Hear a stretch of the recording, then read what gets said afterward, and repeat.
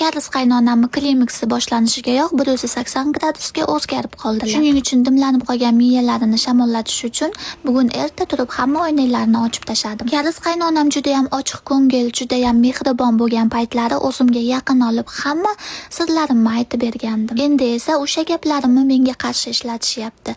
Endi tushunib yetdimki, qaynona bilan kelin o'rtasida ham sirlar bo'lishi kerak ekan. Kayfiyatingiz yo'q, noxush bo'lib yurgan paytingizda yoningizda kichkina bolachangiz tirjayib, irshayib yursa, hamma tashvishlaringiz esingizdan chiqib ketadi. Ertalabdan kofe juda ham zo'r ketadi, qolgani sizlarga. Qaysi qaynona nevarasi qimmat va foydali vitamin ichsa xafa bo'ladi? Yaxshi ham bu vitaminlarni o'zim topgan pulga olganman, qaynonamning puliga emas. Qaynonamga shu faqat tekindan tekin qarindoshlaridan kiyim olib tursa, o'yinchoqlar olib tursa, o'zlari hech narsa olib bermasalar. Men ham endi 28 yoshga to'ldim, o'zimga yarasha orzu-havaslarim bor. O'g'limni otasi yonida bo'lmasa ham hech kimga bilintirmasdan hech qanaqa kamchiliksiz katta qilmoqchiman. Agar meni kelinim yolg'iz boshiga o'zi nevaramni katta qilayotganini ko'rganimda ming rahmat aytgan bo'lardim.